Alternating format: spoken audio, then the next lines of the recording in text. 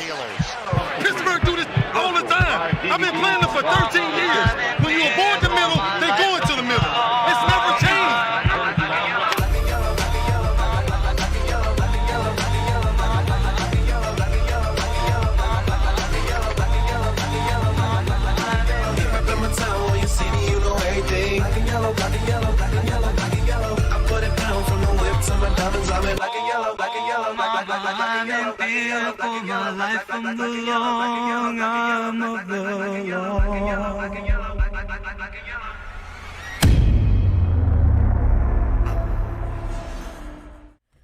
And welcome back, Steeler Nation and all Blitzlytics Nation. Welcome back to the 10th episode of the Steel City Sermon. I am your host, Mr. Roy Countryman, and as you see at the bottom, at Preacher Boy Roy. Huge shout out to my man Rob, who redesigned the whole layout of the show here. You can see we upgraded, and I do have to apologize. We did have some technical difficulties. We're trying to do a lot of things live this year, so we're jumping right into this, but I do have to apologize. We are a few minutes late here, as I did want to get an early start, but no big deal. We're here and now, and we're ready to talk Steelers football after a long layoff and a real heavy offseason with the coronavirus and a lot of uncertainty to even saying we were going to get this season. So let's go start the march for the 7th Lombardi here by jumping straight into the Prelude. We're going to jump right in and talk about, with the coronavirus, we're not even sure in PA about having kids in the high school football stadiums and the parents and having support there. But they're already talking about possibly having fans at Heinz Field. But it's not going to happen in the first 2 games of the season. Right now, they've already canceled the first 2 home games of any fan interaction. So the first matchup that we might see fans in the stadium is October 11th in a Week 5 matchup of an interstate rival, Mr. Philadelphia Eagles. So that would be an interesting matchup for the first game that we might have real live interaction here. So it's going to be an interesting fact going forward, and I'm just really excited to see what this football season has in store. Even if we can't watch it, in the stands, we're going to watch it on TV and be able to get a little bit of an escape for everything that's been going on with us here. So it's just been really fun to start diving into all this, especially as a Steeler fan, and not only that, NFL fans. So at this time too, the second part of the Prelude here, we want to just be going into the situation is Bill Nunn. This guy does not get enough credit. He was actually announced as a finalist for a contributor in the Hall of Fame for the 2021 class. And this guy, if you don't know him, if you're a football fan, you need to Google him. You need to do your research, because everybody talks about Chuck Noll and Mean Joe Green and Terry Bradshaw, Franco Harris, all the big names for the 1970s Steelers, dynasty where we won 4 Super Bowls. But Bill Nunn had a pivotal part in developing those teams, coming throughout, some of the smaller class people in college football aspects that were really turned away from and shied away from. They didn't go to that poll to pick from, and that was the HBCU college programs. And Nunn was kind of a personal somebody I look up to, and because he kind of paved his own pathway into being a scout for the NFL. He started off as an editor for a newspaper, and then he really kind of picked a niche to where it really meant a lot to him. And I know a lot of the viewers here probably know me from Blitzlytics with the XFL and the AAF content. It means a lot to me with players that are still just hanging on and giving everything for their last opportunity. It was a similar type situation with Nunn. He was getting players that were being undervalued, but he knew were talented and deserved chance, and he finally got that opportunity to prove it by really jumping on board, first of all, as a part-time scout with the Steelers, and then coming full circle and being a full-time scout. And he was behind some of the most biggest names. John Stallworth, he was one of the reasons why we got him. He was one of the reasons why we got a lot of the young talent we did in that 70s classes, and we wouldn't have got to where we would have been without him. So, and the type of clout that this guy has whenever you walk through the Steelers draft war room, and outside of it is Bill Nunn draft war room in the Steelers facility. So he does have clout inside of there. He has a lot of following inside the NFL circles. And I just want to do a little quick pitch here. This is a great book. It's called The Color of Sundays. If you have yet to read it, this actually is a behind-the-scenes look. It's by Andrew Conti. It tells you all about the struggle and the pathway and the way he discovered talent. So if you have yet to find it, it's called The Color of Sundays by Andrew Conti. It should be in the link below. But that's all about Bill Nunn's travels, the way his story came from. It's a great book encompassing all that, and I encourage you, if you're a football fan, to go out and get that. So he was a part of the Steelers' legacy for a long time, not only in the 70s, but he worked the whole way up into 2014 as a scout until he ultimately passed away of a stroke. But and he's not the only one that has some clout and notoriety of the family. His son is actually a famous actor, Bill Nunn. I believe his name is Bill Nunn.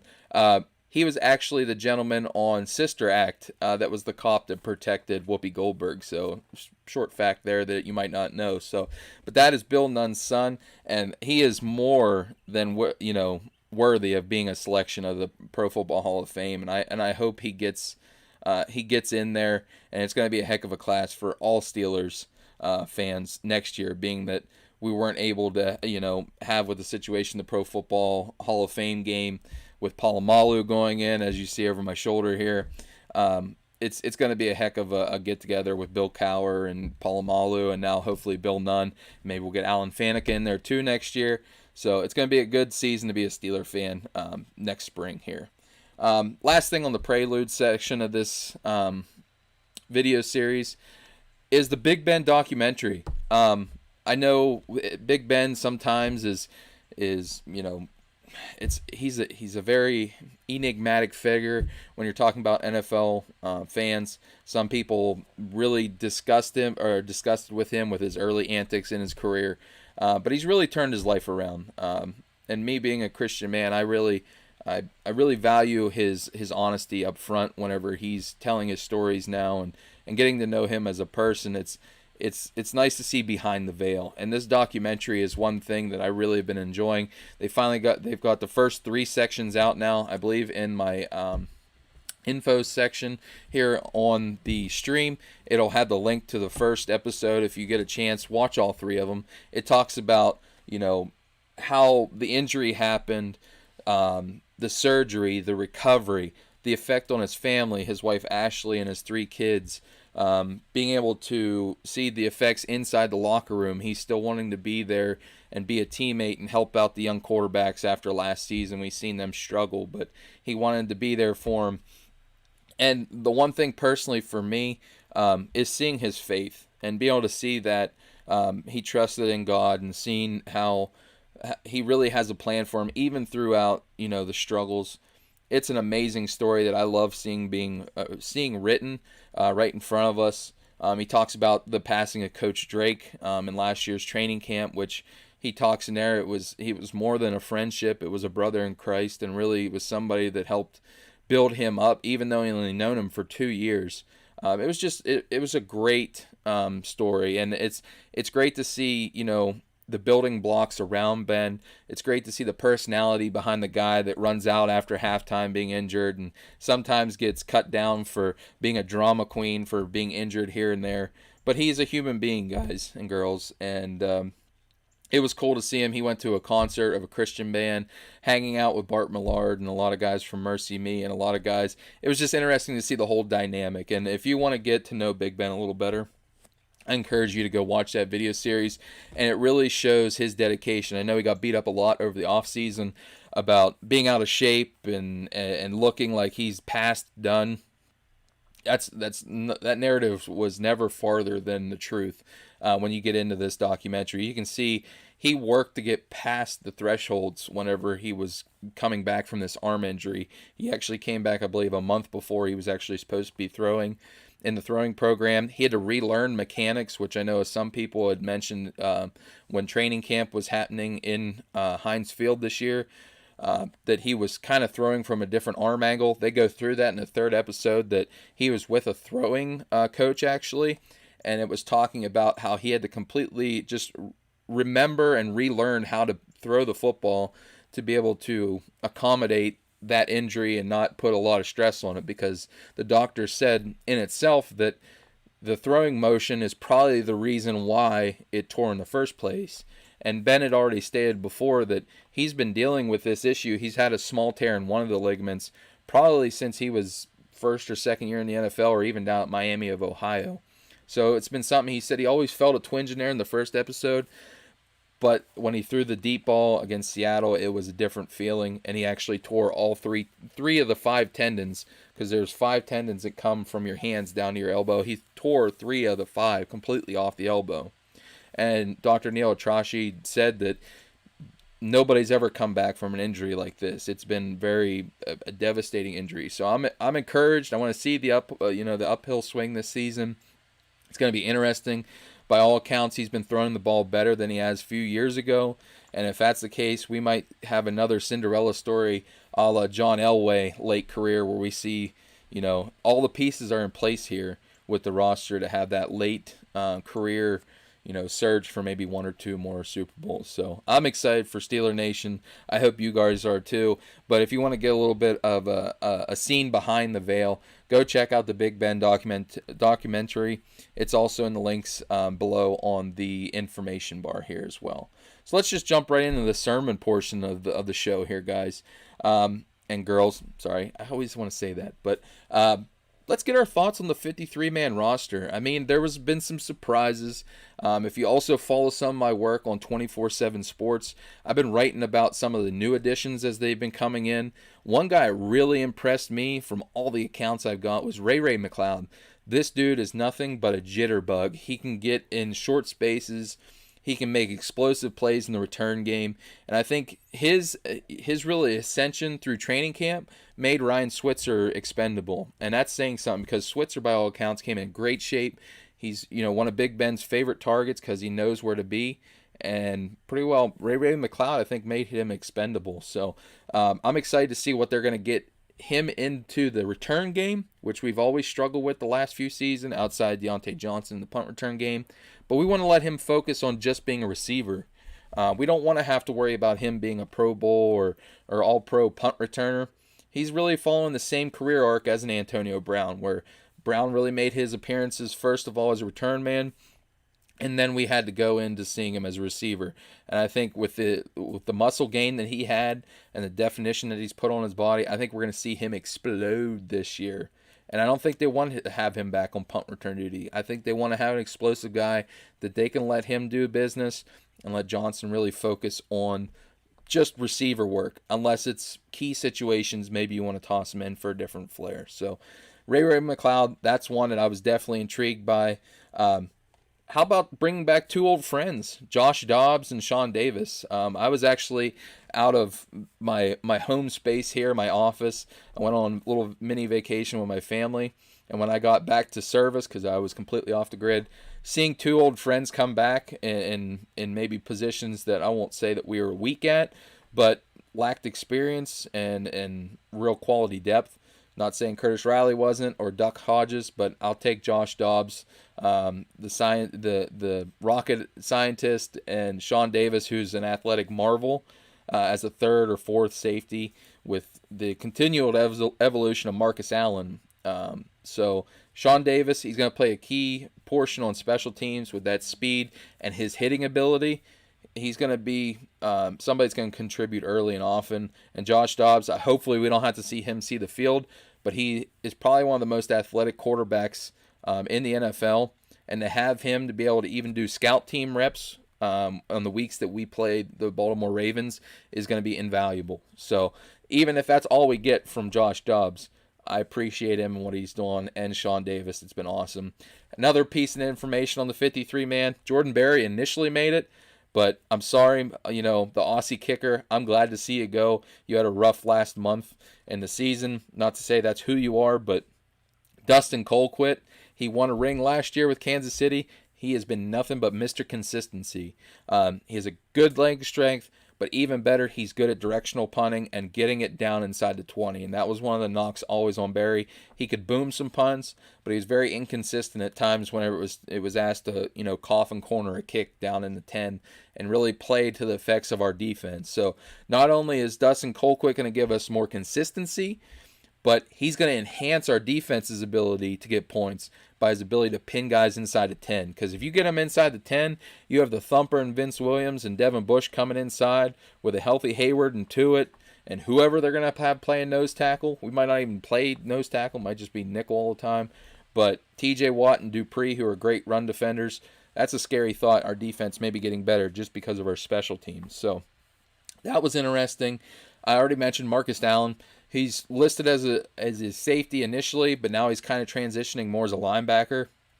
You go back and watch his tape at Penn State. This dude loves to hit, and he's fitting that new mold of linebackers now. He might be a little light at 215, but hey, James Ferrier wasn't the heaviest guy back about 10 years ago, but he was one of the best linebackers in the NFL. This dude is going to hit you hard and hit you in the mouth. He also has the coverage ability, if you're making him a linebacker, to face up on tight ends. So if you're looking for a sub-package defensive back, he might be playing that pseudo Mark Barron type role, but he's going to probably be a better defender. He's younger, faster. Give me that all day of the week. Marcus Allen, I loved what he brought to the table initially from Penn State. I love to hear them developing a role with him, not only as a safety, but using his strengths and masking his weaknesses almost a little bit. So that was one. Two, unsung heroes coming from out of nowhere. J.C. Hassenauer, the center. That basically comes down to saying we don't really have a young center on the roster. We want to be developing a guy at that position all the time, especially with the roles this year, being able to have an extra offensive lineman dress.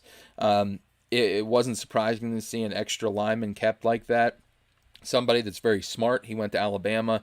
I believe Hassenauer is also the one that played in the AAF for the Birmingham Iron. He was very impressive down there.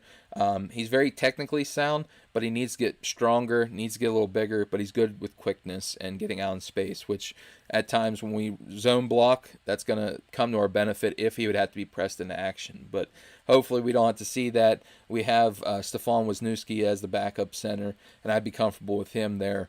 But it's nice to see Hassenauer make the team. I think he's a young guy, can continually build. Not saying he'll ever be a starter, but he could be a quality backup, maybe spot starter in an AQ Shipley type role going forward. And then really the camp darling who came out of nowhere is FAU cornerback James Pierre. Long, lanky cover corner, but he's very wiry strong. He's not afraid to jam guys at the line of scrimmage. And they were continually impressed by his tackling ability. He's not afraid to get dirty. He has athletic profile, what you want on an outside corner. He's great at the catch point. He's just feisty throughout the entirety of the route. So he's a young guy. If you have him and Justin Layton both developing behind outstanding cover corners in Joe Hayden and Steven Nelson, Mike Hilton, Cam Sutton, whose role is going to continually evolve this year because of how smart he is and his versatility. That's a young guy that's going to play a lot of special teams. He's probably going to be a gunner, and with that physicality and tackling, he's going to be a guy, if he gets a helmet on game day, he's going to be a key contributor on special teams. So while he's still evolving, him and Justin Lane, we're in good hands, Steeler Nation, at cornerback position going forward. So that was another one. The final one for me was Big Dan McCullers. By all accounts, he had a great camp. He was in great shape. But we've heard this, narrative before. He's always seemed to never have that light switch to get angry. Because if Big Dan ever gets angry, he pushes centers about 8 yards into the backfield. And I was surprised to see him cut. He did come back on the practice squad. But I think they were really worried about losing Carlos Davis, one of their late-round picks this year, who has huge athletic profile. And I think they want to really have a chance to develop him technically wise, because if the athleticism meets the technique and his strength, we could have a Javon Hargrave type of effect. But he needs a lot of coaching, and he was already a little overaged. I believe he was 24 years old coming in the league. So they weren't really impressed with Isaiah Bugg's conditioning. So I think they're taking a lottery ticket again here because they have quality depth that are already veterans with Tyson Alu in front of him. And the other two guys are going to play a lot with a healthy Stephon Tuitt and Cam Hayward. I think that kind of says something a little bit about how much we're going to see sub-package this year, more than base 3 down linemen. You have Chris Wormley, who was injured a lot, but he's going to get some reps in there. I think that 5th, 6th defensive lineman they're talking about isn't going to get a ton of snaps, maybe 2 to 5 a game. And I think they'll take a chance at one of these younger guys and a lottery ticket to go forward after losing Javon Hargrave in the offseason. Now, the one guy for me that I have to talk about in his evolution, Zach Banner. This dude is, ever since he's came to the Steelers, he's been funny. He's a great personality. I think he's loved inside that locker room once he's got his conditioning in shape. And he's done nothing but become a cult hero for being tight end eligible last year. And this dude is just, I was so glad to see him have a great camp. Him and Chuks Okorafor both had a great camp. I think they're really parlaying both of those performances in the next year. I think that's where they're forecasting. I unfortunately, as much as I love Alejandro Villanueva, I don't think he has a long-term future here with the Steelers. He's a great story. He's a great player and what he became, but I don't think we're going to re-sign him this offseason. I wouldn't be surprised him not actually leaving for another team. I wouldn't be surprised to just see him walk away because I think he has aspirations for greater things maybe off the field than just playing, for another organization. I could be wrong, but that's just my inkling. So if we don't re-sign him, I could see that maybe happening with Villanueva. He might play a couple more years, but I think he has more things he wants to do away from the field than just be a football player. So into the sermon series here again, the second portion of it, I'm going to pick my season superlatives. As I mentioned before, I write for 24/7 Sports. The wonderful Jim Wexell asked me to come on during the draft portion last year. I did some profiles and different things with being able to be down the Senior Bowl and really kind of casting out players that maybe fit the Steelers mold. And I did an article for him, Season Superlatives. Some of my answers here might even vary from that because that was wrote right around the beginning of training camp, and now we're looking at after training camp. I have more info, so some of these might be tweaked. Some of them aren't exactly the same categories in that article, but if you haven't yet, go sign up for 24/7 Sports and go read all my articles over there, as well as Jim Wexell's, Craig Wolfley. He has a great staff. It's over there. So my season superlatives, I'm going with the same categories I had last year on my Steel City sermon. The first one is the breakout player of the year. I already mentioned him just at the end of the last portion here on my 53-man roster thoughts. Zach Banner. He was just named the right tackle, the starting right tackle for Week 1. I don't think he'll ever succumb and give that back to Chuks Okorafor outside of an injury. He's in great shape. He might still need some work in pass protection, but I really think they want Okorafor to be groomed as a swing tackle and be that left tackle of the future next year because of how impressive he was in camp. For a groin injury kind of, held him back at late season there in the training camp process. Zach Banner, if you go back and watch the tape last year when he was tight end eligible, this dude is a mauler in the running game. And I think that's what we're going to get back to, at least initially in the first few weeks of the season, until we get everybody's feet wet, get back into a certain way of doing things. You're going to see them establish the run and play off with play action or a lot of motion, which I was saying about Ray McLeod with the 53-man roster. Be aware with him on that motion, jet sweeps, all kinds of stuff like that in the first week, maybe to surprise some people. It's going to be a real innovative offense, but Zach Banner is going to be one of the reasons why we can establish dominance in the running game and be able to move people off the line of scrimmage. And with his weight loss, he's going to be able to get out to that second level. And if you put a guy at 6'8", I don't know, whatever he is now, 330 maybe, from the 380 when we got him, good luck, linebackers. You're going to go for a ride about 8 yards down the field. And then you got a physical runner where it's James Conner or Benny Snell, who I think is going to have a big season. Good luck. So Zach Banner is my breakout player of the year. I think and I hope that we sign him to an extension here before Week 1, and he really flashes this year. And maybe, I hope he don't outprices himself because he's got a lot of fans here in Pittsburgh. The comeback kid of the year, there's a lot of people in the talk for this one, whether it's Big Ben or Stephon Tuitt. But I'm going to hold tight with both of them. And the guy I'm going to mention here is a guy in a contract year, James Conner. I know a lot of people are writing him off. We have all seen the pictures on Twitter and Instagram that he's been posting about how well he's put himself together for this season. I still have my reservations about if it's going to last or not, but the comeback kid of the year for me is James Conner, just because of seeing how well he's taking care of his body, getting himself right for this contract year. I don't think the contract is what it's all about. I think he just wants to put his best foot forward and show everybody that, the Pro Bowl season wasn't a fluke. And when this dude's healthy, he can produce.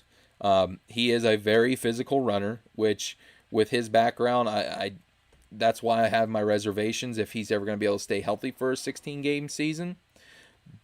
But when he's on the field, he produces. He's one of the best running backs in the game. As a pass catcher, he has very soft hands, can get in the open field, make guys miss, or bulldoze you over. So, comeback kid, James Conner, I want to see him put up a big season. If not, I love Benny Snell, and I love Anthony McFarland. Not so big of a fan of Jalen Samuels, but I like the combination that we have there, and he already got a ringing endorsement from Mike Tomlin saying he is our bell cow. If he's healthy, he'll be toting the rock. So James Conner, looking at you, kid, for comeback kid of the year. Rising star, Stephon Tuitt. Last year, this dude was on a meteoric rise and before he got injured with his pec injury. He was on pace to outproduce Cam Hayward, who's been one of the best interior defensive linemen for the last 3 to 5 years in the NFL. Outside of Aaron Donald, he's a different class, but Cam Hayward has been pretty close with production. And Stephon Tuitt last year, before he got injured, was right along with him production-wise, with forcing pressures, getting sacks, getting just wreaking havoc on the inside. So if him and Hayward both are healthy, this defense is just getting a little more scary to be able to combat with TJ Watt, who's absolutely ridiculous with his upside, and even after the season last year with 8 forced fumbles. Good luck, defenses and offensive linemen, trying to combat this defense. My big disappointment for the year is a guy I kind of mentioned here about a running back room. If you're in fantasy football or just a regular Steeler fan in general, I think you're going to be disappointed with Jalen Samuels. He didn't take the next step last year that they were kind of hoping with his vision and being able to focus solely on a running back. I think he's nothing more than an ancillary piece, an auxiliary piece that's a good pass catcher. He can pick you up 3 to 4 yards, but he doesn't have the vision and the instincts as a pure runner. I mean, Anthony McFarland is a pure runner. He's stronger in what people will give, and he's an explosive back. I wouldn't be surprised if he takes a couple steps forward, shows he's a sure pass protector, that we slowly see Jalen Samuels phased out of this offense because of the more explosive abilities of Anthony McFarland. So Jalen Samuels is my guy. It's probably going to disappoint you this year. I wouldn't be surprised if McFarland winds up, phasing him out of the offense, that we maybe see them parlay him to a trade, maybe for some depth at linebacker or somewhere along the line before the trade deadline, because he does have his value as a third down back in this league. Another team can maybe use him in another spot. Rookie of the year. No, this one is one I went back and forth. Initially in my one article before, I said Alex Highsmith because he's been exploding at training camp, and I love the ability to be able to have him rotate in and give Dupree and Watt a chance to, catch their breath and not play as many snaps as last year. And I believe his first step get off and his bend ability is going to get him some sacks in his first year, around 3 to maybe 4 sacks. But I can't go against Chase Claypool. This guy, I know we're 3, 4, 5 deep with talent here in a lot of different pieces. But when he's that big of a physical presence and in training camp, nobody's been able to cover him. He's been going over James Pierre, who's also a big man himself, and sky up over people, and nobody's basically been able to, cover him except himself, where he's dropped a few passes. The physical profile and Big Ben, who loves his big targets. Chase Claypool, I think, is going to have, not only a small package of plays, but he's going to be a playmaker in year one, and this offense is going to be more dynamic by having him in it. Him and the combination of Eric Ebron and the continual evolution of Deontay Johnson, our offense might be as dynamic as our defense by the end of the year if all the whole engine can keep running here. So Chase Claypool is my rookie of the year. I wouldn't be surprised that he might not have the yardage, but he might have some red zone production that's going to put him up there. My under-the-radar hero, and this is a guy that I kind of went back and forth between Matt Filer, who was last year's, and who's really been undersold because he's transitioned from right tackle to guard. And I think he's going to take the next step to elite status as a guard because of his strength and movement ability. But I couldn't pick him for a second straight year. It's a guy we brought in through free agency. We got another Watt, Steelers Nation. And this dude, not only is he going to be a hammer of an ISO blocker in front of James Conner, he has underrated athleticism. He's going to make some catches out of the backfield for maybe 15, 20 yards, maybe get a touchdown here or there. But he's going to be a kamikaze on special teams, and he led the NFL in special teams tackles last year. So he's going to be an all-around, I think, cult hero by the end of the year, Mr. Derek Watt. So him and Big Bro are going to be interesting here. I think it's Big Bro. I'll double-check that. But him and TJ, they're going to be fun to watch in black and gold. Now, my team MVP, I know I didn't mention Minkah Fitzpatrick in any of this, which he's elite. I think his center field ability is there. He'd be my number 3 option with the MVP status. But I think it really comes down to 2 players in the way our ultimate team's going to track this season. And it's Big Ben or TJ Watt. And I've been really trying to, flip a coin here. Because I think TJ Watt this season has the makings to break the all-time single-season sack record. You can hold me to that if I'm completely oblivious.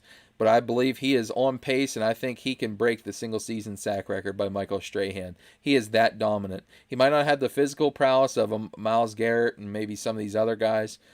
Technically sound, tenacity coming through, his array of pass rushing moves. I really think we're going to see him destroy offensive lines this year.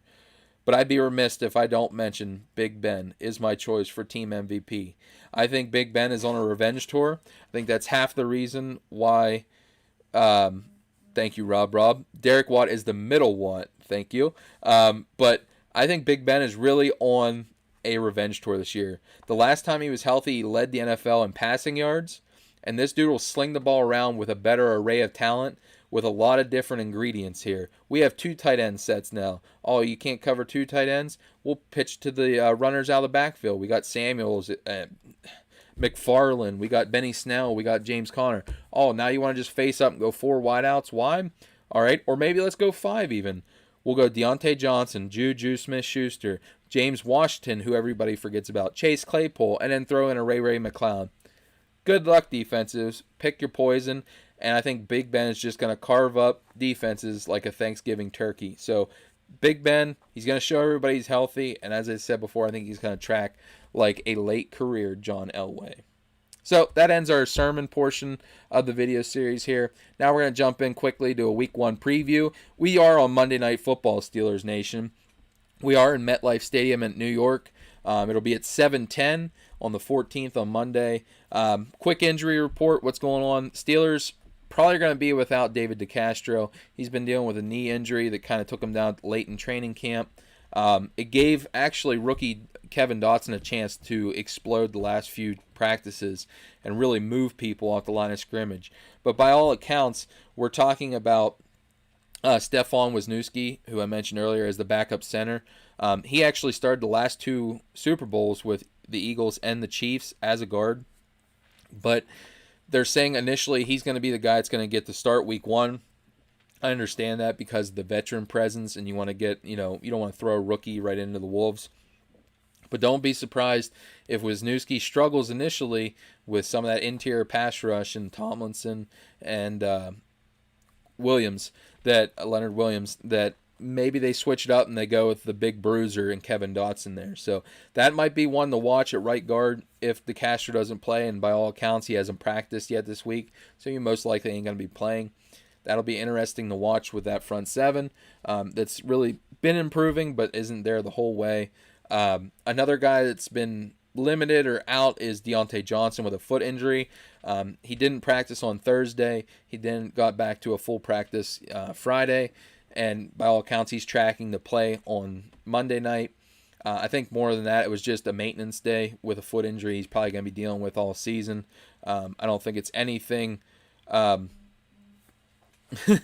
I don't think it's going to be a reason. Shout out to the Pick 6 crew. I just got info that everybody from the Pick 6 crew is watching. So David, Rob, you guys are awesome. That it's it's going to be something that he might be managed in his snaps early on. We might see a little bit more Chase Claypool just kind of, rep in and out with him. But I wouldn't be surprised to see him blow up because I really think Johnson is the key and the straw that will stir the drink this year for the Steelers offense. I think he's going to really have a big season. For the Giants, they've had a few players. I think it was Tay Harris, Golden Tate. Who was the other guy? I forget. There was another guy that was out with a hamstring pull. Nothing really serious. They all have been just limited practices, but they're on track to be playing in week 1. They had 2 guys with illnesses, and Marcus Golden, Adrian Colbert. They had full practices on Friday. So there's all their players basically are trending in the right direction, unless they're one of the ones that unfortunately don't get a hat due to other rosters decisions. So we're going for 3 here. That's the way I did it last year, and that's where I'm going this year. Going for 3. The 3 stories to really look into for this game. The first of all isn't even a Steelers story. We got to talk about Joe Judge. If you've been following this guy ever since he's left New England, he's old school, but he's also has a new flair for playing to his players. He holds them accountable, exactly what the Giants need. So it's interesting to see another Belichick disciple get his chance. I really like what he's doing up there in New York. I want to see how well his players are going to be coached in Game 1. He's got a lot of young players, young quarterback under center, and it's going to be interesting going forward in New York. I think you guys got the right guy under helm, and I think it'll be interesting going forward. So the other one, number 2 story, how will Big Ben look? I think initially we're going to have a little bit of rust. Going to be a little bit of, getting into a groove with his offensive line because he hasn't took live snaps in almost a year in a game situation. But I think by the second half, you're going to really see him start slinging the ball around and, making the calls at the line of scrimmage even more than anything else. The last story is, will the New York Giants offensive tackle combination be able to handle the Steelers' edge rushers? So if you've been following along with the Giants, they had Nate Solder opt out. That was his left tackle due to a situation with his son who has an illness. I believe it's cancer, so you can't fault him at all. But they did take a tackle early in Andrew Thomas, who at this counts probably a better run defender than a pass protector. He's sturdy as a pass protector, but I'm not sure week 1 they wanted him to be the left tackle opposite of these pass rushers. So Andrew Thomas is on the left side. Then on the right side, they named Cam Fleming, who was the swing tackle for Dallas last year. And I'm not so sure he's going to be able to stand up to either Dupree or Watt when they switch in and out at outside linebacker or edge. So that's going to be an interesting tack to see if they'll be able to keep Mr. Jones upright with the combination of that pass rush and the interior rush coming there. So 3 matchups to watch, Steeler Nation. Deontay Johnson, already mentioned him. If he's healthy, and I believe he will be, he might be on limited snaps. Might see some of these other receivers get some of them. But Deontay Johnson versus their number 1 corner that they brought in, James Bradbury from Carolina. Very physical corner. Deontay Johnson's gained some weight. He's been able to really acclimate a little better to press throughout training camp and show that explosiveness in and out of his breaks. So that's going to be an interesting matchup. If Bradbury isn't able to get physical with him early, Johnson's going to pull away from him after the catch, and he's going to have some big gains. So that's one. Minkah Fitzpatrick, the chess game is on with Daniel Jones. That over-the-top presence and maybe some, versatility going through that chess piece. Drop down a little more and mask maybe a couple free safety blitzes. I'll be interested to see how that tracks through the game. And finally, the biggest weapon that the New York Giants have, Saquon Barkley. This dude's been a beast since Penn State. He's a freak, or as I like to call some players, he's a unicorn. That's why he went so early in the draft.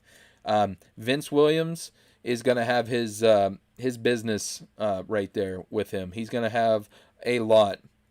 So, Vince Williams, thumper, getting his opportunity to get back in the starting lineup and be able to hold down the fort against Saquon Barkley. Coming downhill, you're going to have Bush going sideline to sideline to try to track him. But when he's coming downhill, Vince Williams is going to be there to fill the hole. So he's going to need to have a big game. So the 3 things the Steelers need to get to have a W against the Giants on Monday night. We need to get after Daniel Jones. We need to wreak some havoc, whether it's inside with Tuitt and Hayward, or we're bringing pressure with Williams up the gut, or we're just letting TJ Watt and Dupree, wreak some havoc against them tackles. I think that's where we're going to win the game. Maybe we'll get him into some pressure and throw some, interceptable passes, which Jones is known for, or maybe fumble some balls. I think that's going to be where we're going to get our turnovers and let Big Ben have a short field. Second one, we need to have Devin Bush and Minka Fitzpatrick have a great game covering Evan Ingram in the center of the field. This is one of the best and athletic tight ends down the seam. He's able to run like a receiver. He might not have the size, but the physical profile is one of the best in the NFL. He's just been injured a lot. So if he can stay healthy, he's going to have a big season. And he's really a problem for a lot of defenses to keep track of. So Evan Ingram, we got to contain him, keep him to maybe 2 or 3 passes. We can't let him score a touchdown or have over 100 yards receiving. If so, combination of him and Saquon Barkley, it's going to get devastating. Third one, and it's something I talked about earlier, is we need to establish the run. I know everybody's excited to see Big Ben sling the ball, as even as I, but we need to establish the run, whether that's solely through James Conner or through Benny Snell, Anthony McFarland. We need to establish the run, play action, and play into some of this movement and different shifts that Matt Canada's brought to this offense, the Randy Fichtner offense, and really get some misdirection and play to that advantage as well. We have too many weapons to be able to lose against, I'm not going to say a poor Giants team, but they just simply don't have the manpower, I think, to match up with all the different ways we can attack them. So my prediction, the Pittsburgh Steelers will win on Monday Night Football at MetLife Stadium, 28 Giants, 16. So 28 Steelers, 16 Giants. And that's where I'm at with that, everybody. I think I do have a question here. If you ever do want to have a question thrown to me here, guys, I gladly answer it. You can look into the YouTube page or wherever I'm streaming here, Twitter, Facebook. Get them on there, and I'll try to get them answered by the end of the show. So my buddy Rob, and he has a question. He says, what do you think the Steelers' record will be? Give me a high mark and a low mark, and are there any trap games you can forecast? So, you asked me a lot of questions here, Rob, but it's going to get interesting. I believe the Steelers are on track for a 12-4 record if Big Ben's healthy. I think that's the high water mark. But as far as the Big Ben surgery doesn't pan out, I could see us easily going, if we have to depend on Mason Rudolph. I'm not a Mason Rudolph guy, but that's you're killing me, Smalls. You're killing me. Maybe 5-11, maybe, just because I'm not so sure with Rudolph. And you might see Josh Dobbs before you'd see Rudolph, I think, with this offense, just because he'd give you a running element. They could run some RPO. If that's the case, maybe a 6-10. I don't think we can go 8-8 again. I don't know. You're killing me, man. Maybe 7-9. I'm kind of torn with the low water mark. I just have a lot of aspirations for this team. And a trap game you're talking about, and it's a good team, but there are a lot of injuries right now. It might be the first game that we get fans in the stands, and that's the Philadelphia Eagles in Week 5. They have some injuries at receiver right now. I know Jalen Reagor is good for this week, but that's a devastating collarbone issue that he's dealing with. Hopefully he doesn't get injured again. Alshon Jeffrey's still hurt. Carson Wentz had a nagging injury. The defense, Javon Hargrave, has been out with an injury. I'm not so sure but if they don't have everybody healthy in that game, that they might just snipe a game from us that I'm hoping that we could win. So Carson Wentz would be a game, and the Philadelphia Eagles in Week 5. And then also any game against the Bengals this year, whether it's at Cincinnati or Pittsburgh, it's going to be an interesting effect to see if make sure Eric Ebron is definitely owned and everywhere. Last time he had a competent quarterback, he had 15 touchdowns. So Eric Ebron's going to have a monster season. Chase Claypool definitely needs to be owned by Week 2. I think if you're in a deep anywhere from 14 to 16-man league, Chase Claypool must be owned. And if you're running back light, make sure Benny Snell is owned. I already talked about James Conner. He's going to be the bell cow. I'm still not convinced he's going to be able to play 16 games. So go buy stock in Benny Snell. You'll thank me later. He dropped 12 pounds. He's, by all accounts, had probably one of the best camps outside of James Conner. being able to make guys miss. He just didn't have that quickness last year as what he does now, and he still has that capability to run over people. So Benny Snell, Chase Claypool, Eric Ebron. If those threes are not added, go get them. If you've yet to draft, which I don't know what you're doing, or if you're in daily fantasy, look for matchups with Deontay Johnson as well, because Deontay Johnson is going to be a stud this year. I believe it was Jason had asked me through Blitz. I believe he has a 1,200-yard receiving season, maybe 8 touchdowns at 90 catches this year. I really think he's going to explode in this offense. So thanks, guys, for the questions. Like I said, if you have any more, try to reach out to me on our different avenues here, whether it's Facebook, Twitch, Twitter, YouTube. I'll try to get to them as fast as possible. The last thing before I wrap up here, Steelers Nation, if you've yet to hear it, go buy a book. Go buy our book. This has been a labor of love. This was actually one of my ideas. Blitz helped make come true. Rob, who's asked the questions here, him and David both were a part of this. It's 418 pages. It's some of the the hardest work that you've seen in some of the youngest crop of talent evaluators in the media, and also hopefully going to be able to jump in the NFL one day like a Bill Nunn. And there's depth charts. I mean, we have 22 players each. It's a special class. It's out of the last 3 draft classes or special appearances by XFL players, CFL players, street free agents. This is a real labor of love. And if you have yet to purchase it, we're running a special right now. If you go purchase a full PDF or the book copy, which when you buy the book copy for $35, you get the full PDF as well, or the full PDF for $15. You can also buy the team-by-team specific from the encyclopedia for $5, but it's only for the full PDF or the book version of it. If you go buy one of these right now, folks, and you click the link and you buy it, you'll be entered into a contest to win a Patrick Mahomes jersey. And we're going to be giving that away before the Chiefs face the Ravens in primetime just a few weeks from now. So I encourage you, please go out and buy this. You're supporting Blitzalytics. You're supporting all of us that are trying to take that next step. You're helping just make our dreams come true. It's been nothing but a dream coming true working with those fellas to make that come to fruition. I greatly thank all of them that had a portion in it. It's been great. So that link is also, I believe, in the info of this video. I thank you guys for holding on with me here with some technical difficulties. I have to give a shout out to Rob for the complete redesign here. Look at all this fancy stuff, and I could never do any of that kind of stuff. So appreciate you, Rob. Thank you, David, for the questions. If you want to shout us out on Twitter, the show has its own Twitter, @SteelCitySermon. You can get your questions in there for the next episode. It will probably be about the same time next week, Saturday mornings. My personal Twitter, if you want to shout out to me here, and it'll be @PreacherBoyRoy, and I'll answer your question as soon as I can get to it. And as always, guys, how I like to end everything I'm on: stay humble and be a blessing. Pittsburgh Steelers. Pittsburgh do this all the time. I've been playing them for 13 years. When you avoid the middle, they go into the middle. It's never changed.